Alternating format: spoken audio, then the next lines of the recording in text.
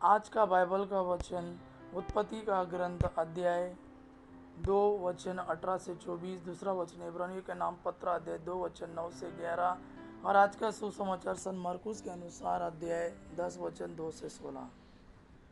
उत्पत्ति का ग्रंथ अध्याय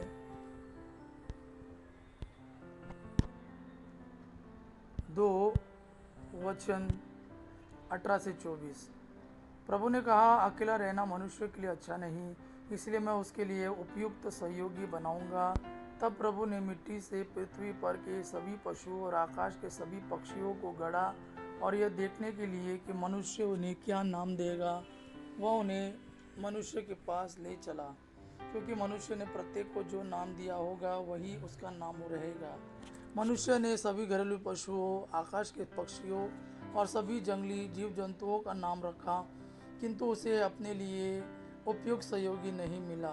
तब प्रभु ईश्वर ने मनुष्य को गहरी नींद में सुला दिया और जब वह सो गया तो प्रभु ने उसकी एक पसली निकाल ली और उसकी जगह को मांस से भर दिया।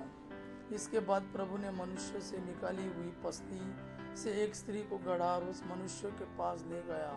इस पर मनुष्य बोल उठा, यह तो मेरी हड्डियों की हड्डी है और मेरे मांस का मांस। इसका नाम नारी होगा, क्योंकि यह तो नर से निकाली गई है। इस कारण पुरुष अपने माता पिता को छोड़ेगा और अपनी पत्नी के साथ रहेगा और वे दोनों एक शरीर हो जाएंगे। दूसरा वचन इब्रानियों के नाम पत्र अध्याय 2 वचन 9 से 11।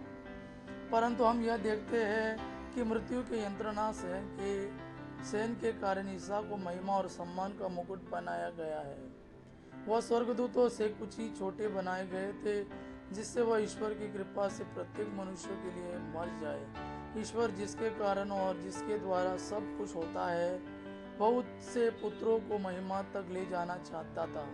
इसलिए यह उचित था कि वह उन सबों की मुक्ति के प्रवर्तक हो, अर्थात ईसा को दुख भोग द्वारा पूर्णता तक पहुंचा दे।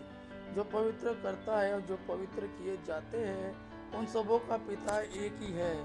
इसलिए ईसा को उन्हें अपने भाई मानने में लज्जा नहीं होती और वह कहते हैं।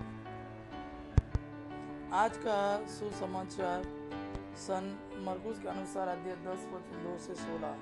फरीसी ईसा के पास आए और उनकी परीक्षा लेते हुए उन्होंने प्रश्न किया, क्या अपनी पत्नी का परित्याग करना पुरुष के लिए उचित है? ईसा ने उन्हें उत्तर दिया, मूसा ने तुम्हें क्या आदेश दिया है? उन्होंने कहा, मूसा ने तो त्याग पत्र लिखकर पत्नी का परित्याग करने की अनुमति दी। ईसा ने उनसे कहा, उन्होंने तुम्हारे हृदय की कठोरता के कारण ही यह आदेश लिखा, किंतु सृष्टि के प्रारंभ ही से ईश्वर ने उन्हें नर नारी बनाया। इस कारण पुरुष अपने माता पिता को छोड़ेगा और दोनों एक शरीर हो जाएंगे। इस तरह वे दो नहीं बल्कि एक शरीर है। इसलिए जिसे ईश्वर ने जोड़ा है उसे मनुष्य अलग नहीं करे। शिष्यों ने घर पहुंचकर इस संबंध में ईसा से फिर प्रश्न किया और उन्होंने यह उत्तर दिया, जो अपनी पत्नी का परित्याग करता और किसी दूसरी स्त्री से विवाह करता है, वह पहली के विरुद्ध व्यभिचार करता है। और यदि पत्नी अपने पति का त्याग करती और किसी दूसरे पुरुष से विवाह करती है तो वह व्यभिचार करती है।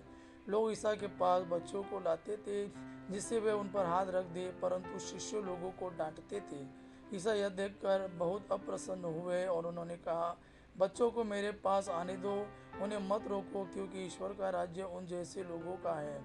मैं तुमसे यह कहता हूँ, जो छोटे बालक की तरह ईश्वर का राज्य ग्रहण नहीं करता वह उसमें प्रवेश नहीं करेगा। तब ईसा ने बच्चों को छाती से लगा लिया और उन पर हाथ रखकर आशीर्वाद दिया। यह प्रभु का वाणी है। प्रभु को धन्यवाद। आबा पिता की महिमा और पुत्र यीशु का प्रेम आप पर सदा सर्वदा बना रहे। आमीन।